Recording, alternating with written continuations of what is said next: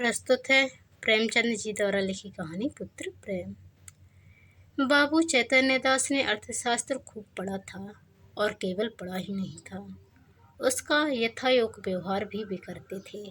वे वकील थे, 2-3 गांव में उनकी जमींदारी भी थी, बैंक में भी कुछ रुपए थे। यह सब उसी अर्थशास्त्र के ज्ञान का फल था। जब कोई खर्च सामने आता तब उनके मन में स्वभावतः प्रश्न होता था, इससे स्वयं मेरा उपकार होगा या किसी अन्य पुरुष का। यदि दो में से किसी का भी कुछ भी उपकार न होता तो वे बड़ी निर्दयता से उस खर्च का गला दबा देते थे। व्यर्थ को वे विष के समान समझते थे।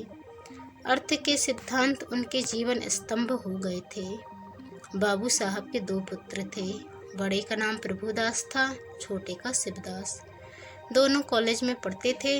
उनमें केवल एक श्रेणी का अंतर था। दोनों ही चतुर होनहार युवक थे, किंतु प्रभुदास पर पिता का स्नेह अधिक था। उसमें सदुत्साह की मात्रा अधिक थी और पिता को उसकी जात से बड़ी बड़ी आशाएं थीं। वे उसे विद्या उन्नति के लिए इंग्लैंड भेजना चाहते थे। उसे बैरिस्टर बनाना उनके जीवन की सबसे बड़ी अभिलाषा थी। किंतु कुछ ऐसा संयोग हुआ कि प्रभुदास को बीए की परीक्षा के बाद ज्वर आने लगा। डॉक्टरों की दवा होने लगी। 1 मास तक नित्य डॉक्टर साहब आते रहे, पर ज्वर में कमी न हुई। दूसरे डॉक्टर का इलाज होने लगा, पर उससे भी कुछ लाभ न हुआ। प्रभुदास दिनों दिन क्षीण होता चला जाता था। उठने बैठने की शक्ति न थी। यहाँ तक कि परीक्षा में प्रथम श्रेणी में उत्तीर्ण होने का शुभ संवाद सुनकर भी उसके चेहरे पर हर्ष का कोई चिन्ह न दिखाई दिया। वह सदैव गहरी चिंता में डूबा रहता था। उसे अपना जीवन बोझ सा जान पड़ने लगा था। एक रोज चैतन्य दास ने डॉक्टर साहब से पूछा, यह क्या बात है कि 2 महीने हो गए और अभी तक दवा का कोई असर नहीं हुआ। डॉक्टर साहब ने संदेहजनक उत्तर दिया, मैं आपको संशय में नहीं डालना चाहता। मेरा अनुमान है कि यह ट्यूबरक्लोसिस है। चैतन्य दास ने व्यग्र होकर कहा, तपेदिक? डॉक्टर, जी हाँ, उसके सभी लक्षण दिखाई देते हैं। चैतन्य दास ने अविश्वास के भाव से कहा, मानो उन्हें विस्मयकारी बात सुन पड़ी हो। तपेदिक हो गया? डॉक्टर ने खेद प्रकट करते हुए कहा, यह रोग बहुत ही गुप्त रीति से शरीर में प्रवेश करता है। चैतन्य दास, मेरे खानदान में तो यह रोग किसी को न था। डॉक्टर, संभव है मित्रों से इसके जर्म कीटाणु मिले हों। चैतन्य दास कई मिनट तक सोचने के बाद बोले, अब क्या करना चाहिए? डॉक्टर, दवा करते रहिए, अभी फेफड़ों तक असर नहीं हुआ है, इनके अच्छे होने की आशा है। चैतन्य दास, आपके विचार में कब तक दवा का असर होगा? डॉक्टर, निश्चय पूर्वक नहीं कह सकता, लेकिन 3-4 महीने में वे स्वस्थ हो जाएंगे। जाड़ों में इस रोग का जोर कम हो जाया करता है। चैतन्य दास, अच्छे हो जाने पर ही पढ़ने में परिश्रम कर सकेंगे? डॉक्टर, मानसिक परिश्रम के योग तो ये शायद ही हो सके। चैतन्य दास, किसी सैनिटोरियम पहाड़ी स्वास्थ्यालय में भेज दूं तो कैसा हो? डॉक्टर, बहुत ही उत्तम। चैतन्य दास, तब ये पूर्ण रीति से स्वस्थ हो जाएंगे। डॉक्टर, हो सकते हैं, लेकिन इस रोग को दबा रखने के लिए इनका मानसिक परिश्रम से बचना ही अच्छा है। चैतन्य दास निराश भाव से बोले, तब तो इनका जीवन ही नष्ट हो गया। गर्मी बीत गई, बरसात के दिन आए। प्रभुदास की दशा दिनों दिन बिगड़ती गई। वह पड़े पड़े बहुधा इस रोग पर की गई बड़ी बड़ी डॉक्टरों की व्याख्याएं पढ़ा करता था। उनके अनुभवों में अपनी अवस्था की तुलना किया करता था। उनके अनुभवों से अपनी अवस्था की तुलना किया करता। पहले कुछ दिनों तक तो वह अस्थिर चित्त सा हो गया था। 2-4 दिन भी दशा संभली रहती तो पुस्तकें देखने लगता और विलायत यात्रा की चर्चा करता। 2-4 दिन भी ज्वर का प्रकोप बढ़ जाता तो जीवन से निराश हो जाता। किंतु कई मास के पश्चात जब उसे विश्वास हो गया कि इस रोग से मुक्त होना कठिन है, तब उसने जीवन की भी चिंता छोड़ दी। पथ्यापथ का विचार न करता। घर वालों की निगाह बचाकर औषधियाँ जमीन पर गिरा देता। मित्रों के साथ बैठकर जी बहलाता। यदि कोई उससे स्वास्थ्य के विषय में कुछ पूछता तो चढ़कर मुँह मोड़ लेता। उसके भावों में एक शांति में उदासीनता आ गई थी और बातों में एक दार्शनिक मनमग्नता पाई जाती थी। वह लोक रीति और सामाजिक प्रथाओं पर बड़ी निर्भीकता से आलोचना किया करता। अतिप्रिय बाबू चैतन्यदास के मन में रह रहकर शंका उठा करती थी कि जब परिणाम विदित ही है तब इस प्रकार धन का अपव्यय करने से क्या लाभ। तथापि वे कुछ तो पुत्र प्रेम और कुछ लोक मत के भय से धैर्य के साथ दवा दर्पण करते जाते थे। जाड़े का मौसम था। चैतन्यदास पुत्र के सिरहाने बैठे हुए डॉक्टर साहब की ओर प्रश्नात्मक दृष्टि से देख रहे थे। जब डॉक्टर साहब टेम्परेचर लेकर थर्मामीटर लगाकर कुर्सी पर बैठे तब चैतन्यदास ने पूछा, अब तो जाड़ा आ गया, आपको कुछ अंतर मालूम होता है? डॉक्टर, बिल्कुल नहीं, बल्कि रोग और भी दुस्साध्य होता जाता है।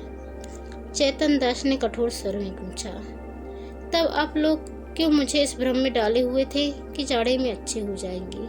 इस प्रकार दूसरों की सरलता का उपयोग करना अपना मतलब साधने का साधन हो तो ही इसे सज्जनता कदापि नहीं कह सकते। डॉक्टर ने नम्रता से कहा, ऐसी दशाओं में हम केवल अनुमान कर सकते हैं और अनुमान सदैव सत्य नहीं होते।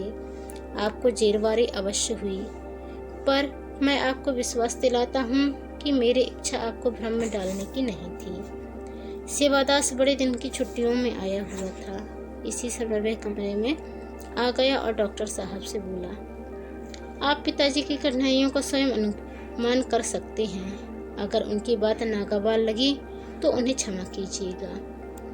चैतन्यदास ने छोटे पुत्र की ओर वात्सल्य की दृष्टि से देखकर कहा, तुम्हें यहाँ आने की क्या जरूरत थी?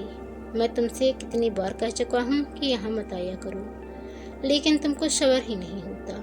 सेवादास ने लज्जित होकर कहा, मैं अभी चला जाता हूँ, आप नाराज ना हो। मैं केवल डॉक्टर साहब से यह पूछना चाहता था कि भाई साहब के लिए अब क्या करना चाहिए।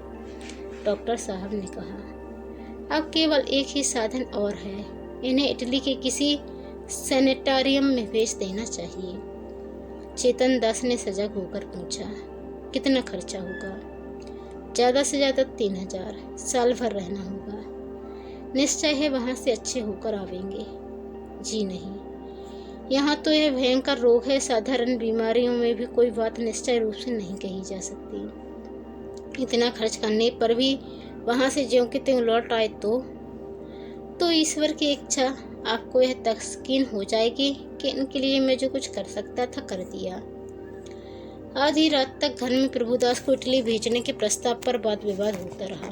चैतन्यदास का कथन था कि एक संदिग्ध फल के लिए 3000 का खर्च उठाना बुद्धिमत्ता के प्रतिकूल है।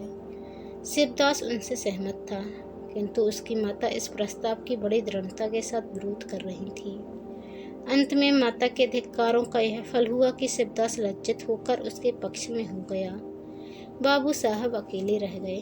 तपेश्वरी ने तर्क से काम लिया, पति के सद्भावों को प्रज्वलित करने की चेष्टा की। धन की निष्फलता की लोकोक्तियाँ कहीं इन शस्त्रों से विजय लाभ न हुआ तो अश्रु वर्षा करने लगी।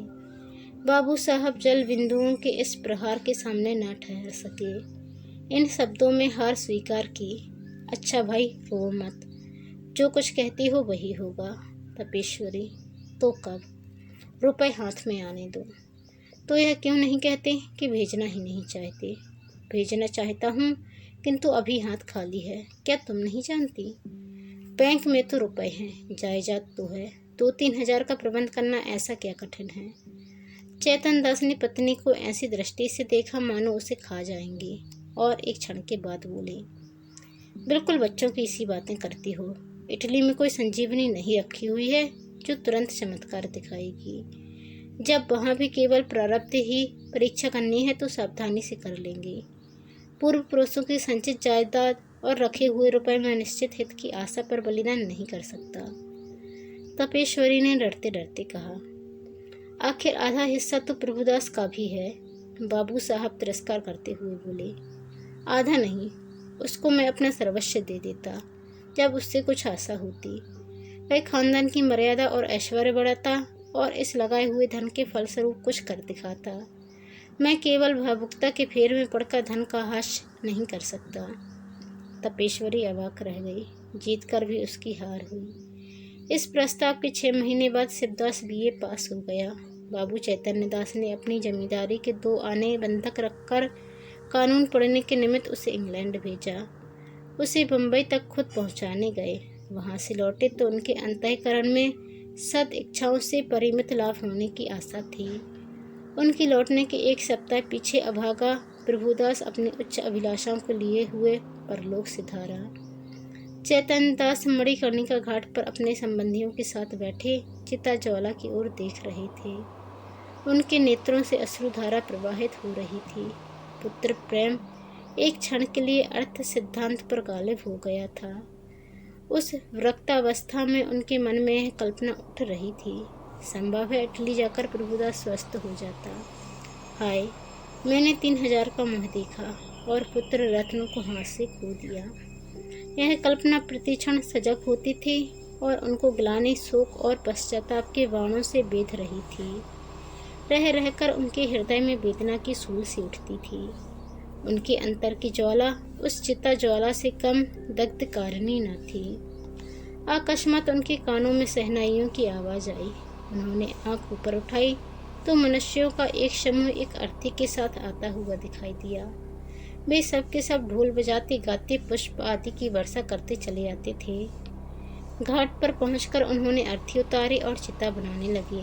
उनमें से एक युवक आकर चैतन्य दास के पास खड़ा हो गया। बाबू साहब ने पूछा, किस मोहल्ले में रहते हो? युवक ने जवाब दिया, हमारा घर देहात में है। कल शाम को चले थे।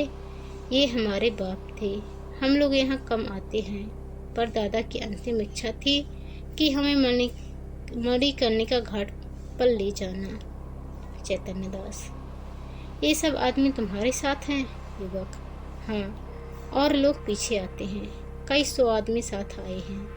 यहाँ तक आने में सैकड़ों उठ गए, पर सोचता हूँ कि बूढ़े पिता की मुक्ति तो बन गई, धन और है किस लिए? चैतन्य दास, उन्हें क्या बीमारी थी?